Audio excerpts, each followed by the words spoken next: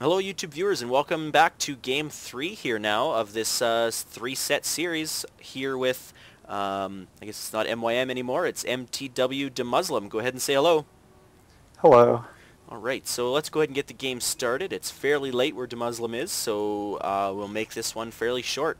So if you want to go ahead and I'll do the countdown. 3, 2, 1, start. And yeah, faster settings, so it's at 3 seconds now. Hopefully it's not too much difference this time. We did lose a little bit of sync last game, but anyways, this is Shicky StarCraft bringing you this on behalf of GLHF.it once again. Go ahead and check out my YouTube channel and subscribe, please. I get a warm, fuzzy feeling every time you do. Anyways, we've got Zax, which of course is Demuslim here, as the purple Terran spawning at the 12 o'clock position, and his opponent is going to be Panda, and this is actually Max Ed here on the Asian server. He's a Chinese player from Warcraft 3 as well, so he did play human, as I should say, as well. So yellow Protoss spawning here at the 3 o'clock or 2 o'clock position. So what are your thoughts here on Metalopolis as a map in general, and then as a map for TVP? As a map in general, I think it's pretty interesting. It's one of the cooler maps out of the new beta ones. It's a large map, it's pretty huge, but depending on positions, like the positions I got now, it's close, but it actually takes a long time to get to the other guy's base unless you're using air. You can have, or basically, 3 different positions that you can have to your opponent makes such a huge change in gameplay. Depending on what strat you're going to go. I mean, if you're close, then you go for a close game. You can't play like risky expansions or whatever. Whereas if you're cross-map, you can have a really long macro game. In matchups like this, or when we're close, airplay, I think, always can play a big role. So I immediately think if I scout him here, he's going to be going Void Rays or, Warp Prism drops.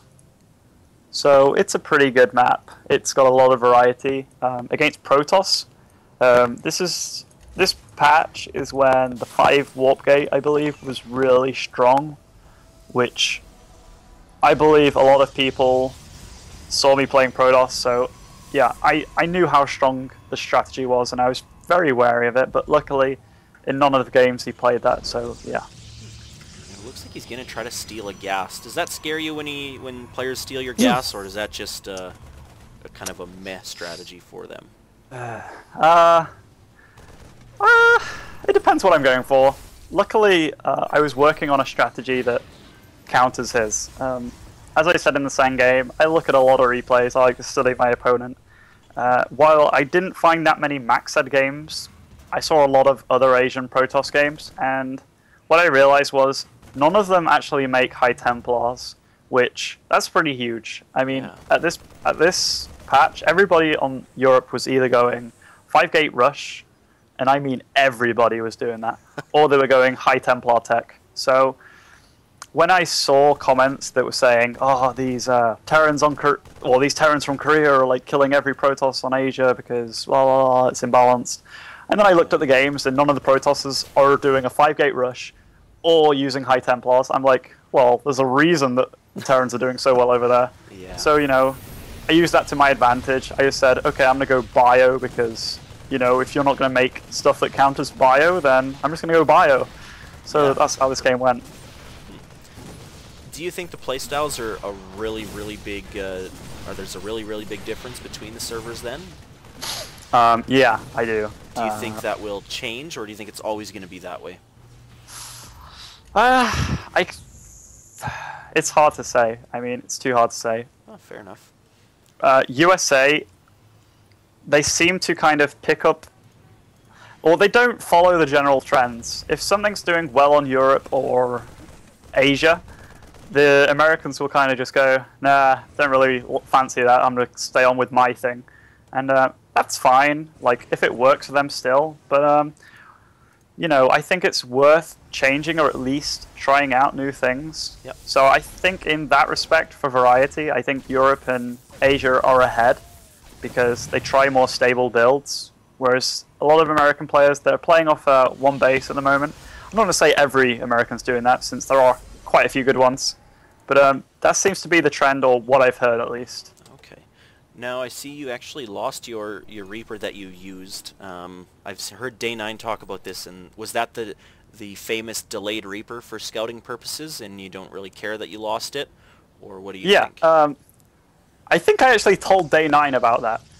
At least I told Artosis about that. I said, like, right, against Protoss recently, they can make Void Rays, and as I said to you earlier, I thought he was going to Void Ray me.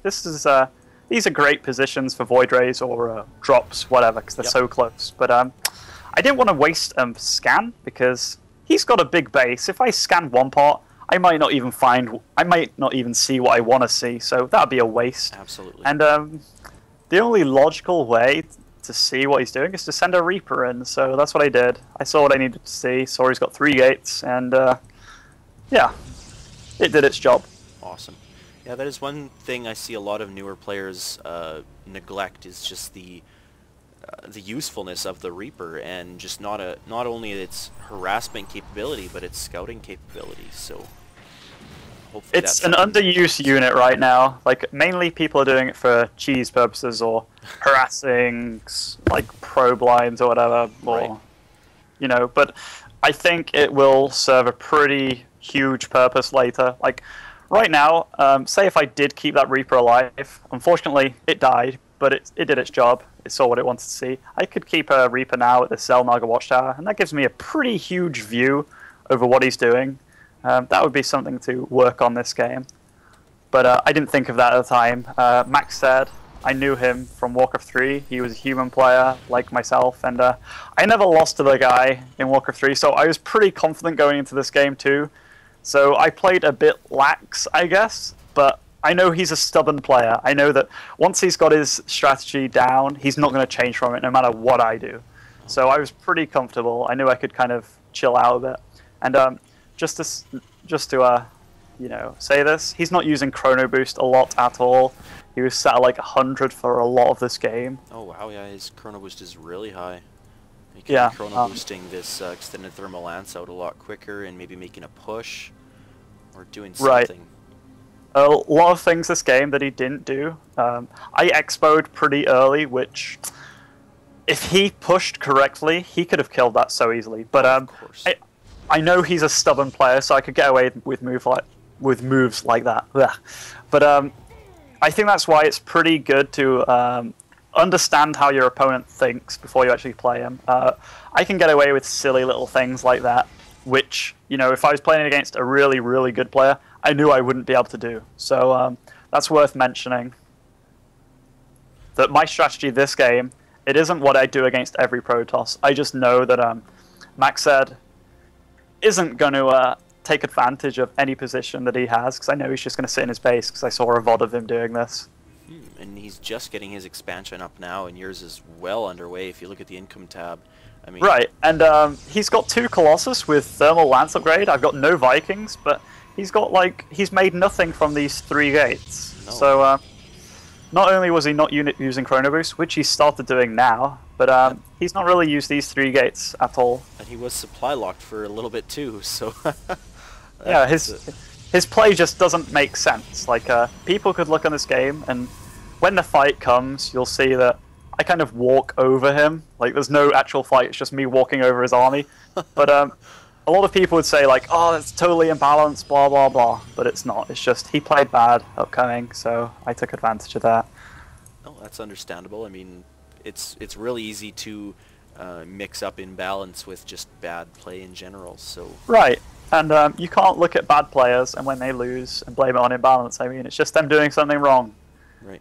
That's all it is. Just for the fact that he's got an observer unhindered in your base, and he's not able to counter what you're building, it just seems a little awkward at that point. Right.